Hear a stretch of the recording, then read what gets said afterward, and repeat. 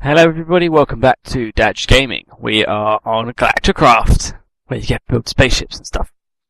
Sounds pretty cool. Now, there's a whole bunch of stuff here, you can see.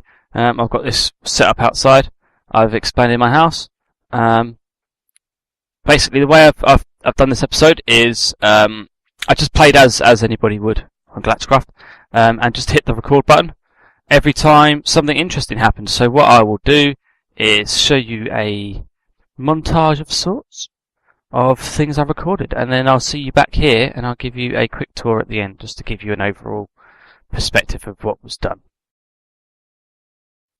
Excellent, welcome back. So the first thing I decided to build was a pulverizer. To do this, we are going to need to make these redstone reception coils. All the materials needed for this piece of machinery are in my inventory right now. So we need a machine frame. We need some copper and some flint, but that's for the overall machine. We also need a standard 1 year bog standard pistons. So the piston goes at the top, the redstone reception coil at the bottom, the machine frame in the middle, copper either side of the coil, and flint either side of the machine frame, and we get our pulverizer. That's the step number one, essentially, into making our ore processing factory.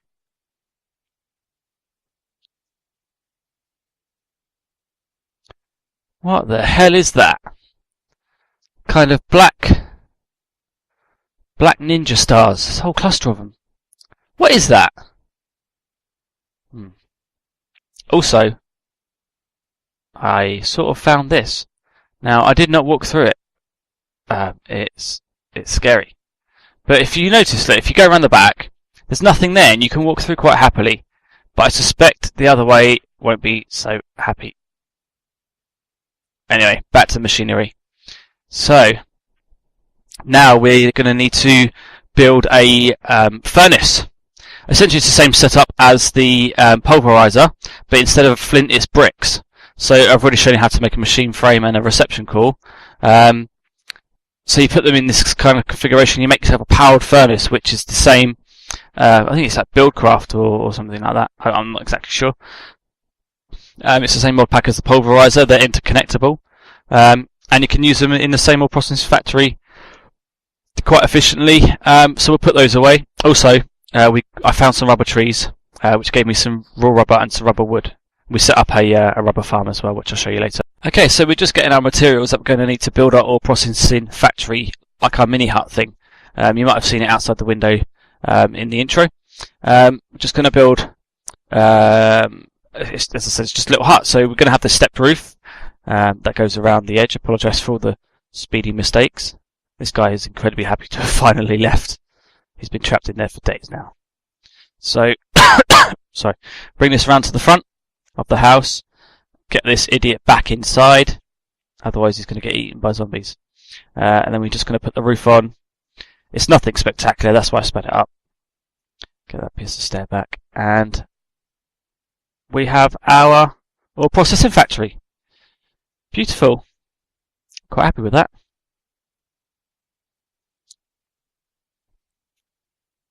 Right then, we're going to need to power our pulverizer and our furnace. To do that, we're going to build some. First of all, we need some gold transport pipes, which are your standard ones that speed up the transfer of items. But once you put redstone with them, they make gold conductive pipes, which actually speed up the transfer of electricity, Buildcraft power. We're going to do the same with some wooden pipes because you need to extract wooden. You need to extract power from the pumps we're going to use in a minute from using the wooden pipes just as you would if you wanted to extract items from a chest or whatever. You need wooden pipes to do it. So we've made our two types of pipes, but we still need obviously our engines. We're going to build steam engines, and we're going to build 3 of them. So first of all, we're going to make some copper gears. Additionally, we're going to need, let's have a look. Yeah, cobblestone. This is for, ignore the configuration, it's wrong. I do fix that in the future. We're going to need 3 pistons. which is what I'm building now. So I didn't actually come up with this ore processing system. Credit goes to, you know, whoever made that particular YouTube video I watched. Just type pulverizer ore processing and you'll get it. So I'm just fixing the configuration and we'll get our pistons out. Excellent. So to make the steam engine, you need we need some more reception cores. Damn it. Oh, they're different reception cores as well, so you don't actually use what were we using before? Iron? Or something? Gold? Oh, we were using gold before. These are different, we need silver. So I'll just grab a couple of silver. And we'll get some more redstone. Just need to cook up this silver. I'm not going to waste a coal. One piece of coal on 2 ore, so I'm just going to use 4 sticks. Sticks are endless. Okay, why not?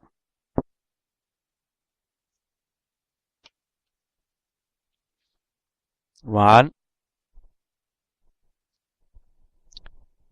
It's tedious being a spaceman, isn't it? And 2. Excellent, there we go. Right, we can get on with this now. So we need 3 of these. I think they're called induction cores. Transmission cores, maybe. So we chuck those 3 in, 3 at the top. Essentially, it's a similar setup to what you would get for building. You know, it's the same as any engine setup, except it's a copper-based setup. So we'll go outside and we will build our ore processing factory. I put this gate on, by the way. Looks cool, and it stops the pesky bloody people getting in. Okay, so we're back, and I have put down a sandstone floor, because the sand floor was pissing me off. We'll get everything we need into the hot bar. We're going to put the furnace here and the pulverizer here. Now, with these particular machines, you actually set your inputs and outputs. So we're going to have input on the left. We're going to have input on the top. Nothing on the top on the other sides, but the right-hand side of this block, which leads into the powered furnace, is actually going to be output. So, which means we need to have input on the left-hand side. So the output from the pulverizer matches the input from the powered furnace. We're going to have an output on the right-hand side and an input on the top. So now the output for the electric furnace is touching the chest, so it'll output everything into the chest. Now what are we going to do here? Let's have a look.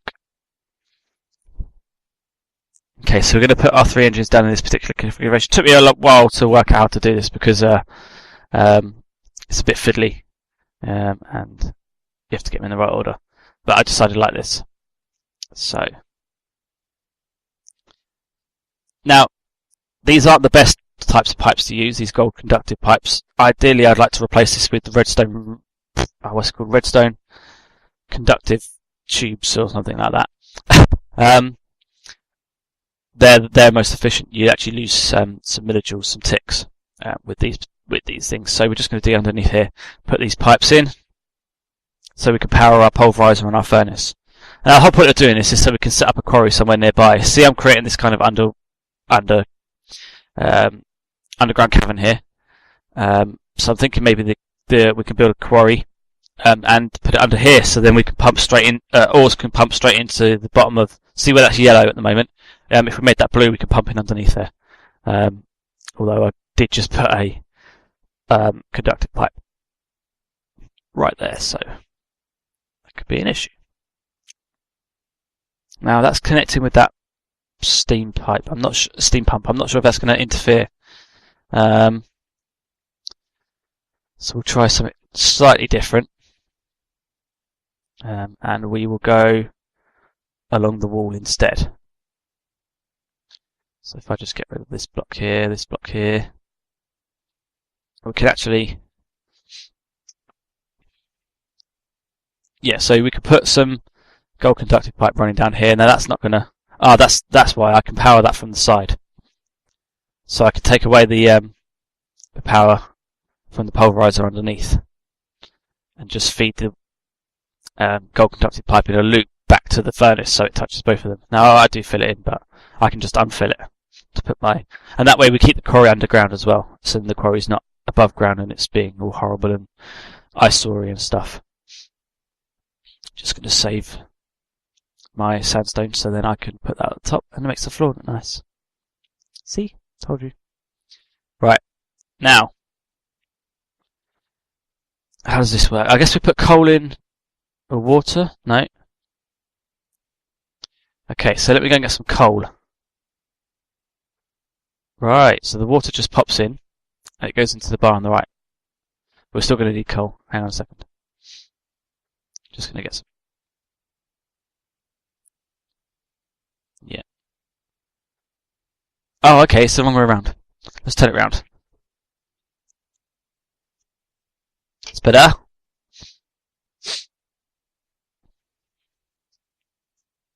Oh, I said we get coal, but let's get the water first. So we're just going to fill these steam engines up. So you just right click the bucket of water on the steam engine and it puts the water in. It's quite a tedious thing, which is why it might be a good idea to set up some sort of automated bucket system whereby use an unlimited water source, fill it up buckets. Are they all even? No, we need one more in there. You fill it up with buckets, and the buckets just sort of right click on the steam engines, etc. Anyway, we're going to get coal and probably sleep.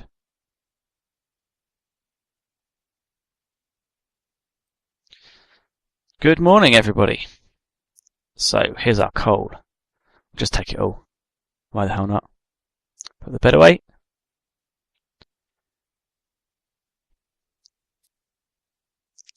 So I guess if we just put redstone down there, then when we put the coal in, it should just work. So let's put some coal in and try that out. I'll just put some in just to see, find out. There we go. Right. It's a bit odd, it's not working.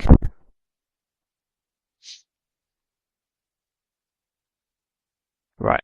I found out why it's not working, guys. It's because you need to set it to the redstone torch as the energy input, because it provides a high signal. So you need to configure the steam engine for that. And now with the coal in there, it's working, and it's pumping out energy. So storing the energy and then throwing it out. But the pulverizer and the furnaces themselves actually store some energy, which is good. So I'm just going to turn it off for now. Excuse me. Just even that out a bit. Now, the steam engines have started up again, but that's because they're still set to the low input, the low redstone signal input. So if I just go back in here and change it to the high input, it'll actually stop them from working. There we go. So, yeah, okay. Well, that's basically how the system works. Let's put it to the test. Let's dispense with the theory and start with the practical. We're going to do that by using hoppers. So I've got to build a couple of chests and a couple of stone gears. And then they're going to put hoppers on top of the pulverizer and the macerator. Not the macerator, the furnace. So then we can just put things straight into the machines. We can actually... Oh, we'll show you in a second.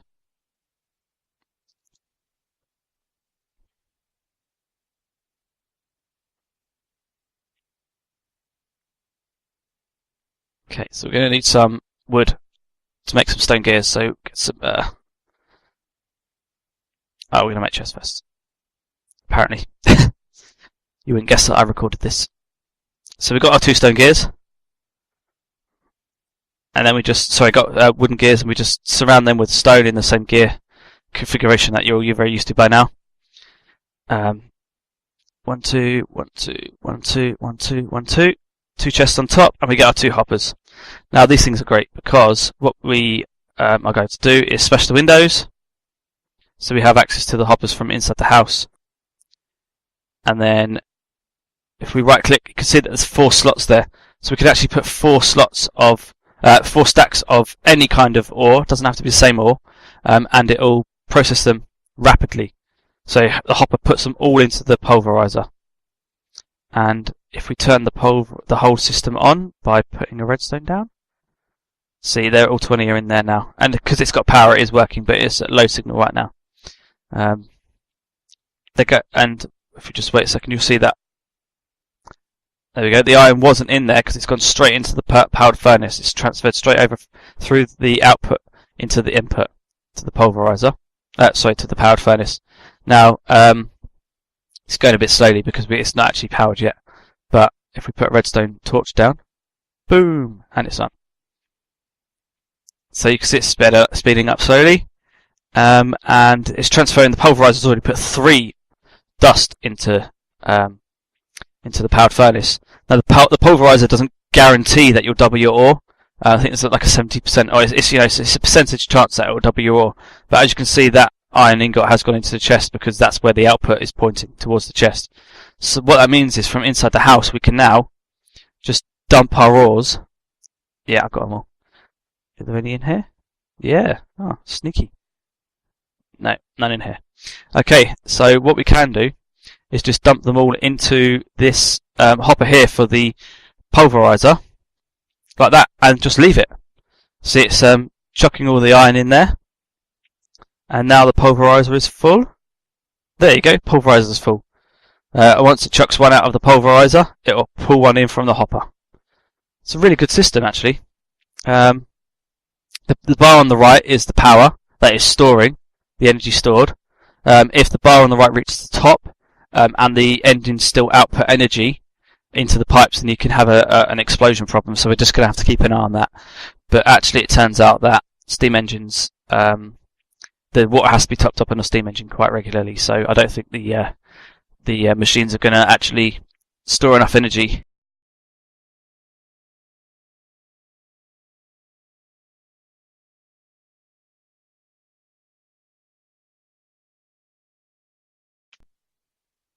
So that was what we did in episode 3 of Galacticraft, and as you can see, I've expanded this area out here because we had the bed here originally. I wanted to put some signs here for our pulverizer hopper and our furnace hopper, which aren't working at the moment because I haven't put water in them in the steam engines, I don't think. So what we will do next time, hopefully next time we should have a quarry set up. Which I'm probably going to put underneath here. Let's close this gate so they don't get in there.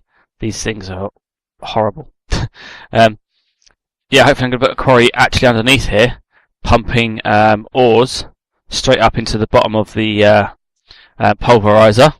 And I want to get a pump set up, maybe building a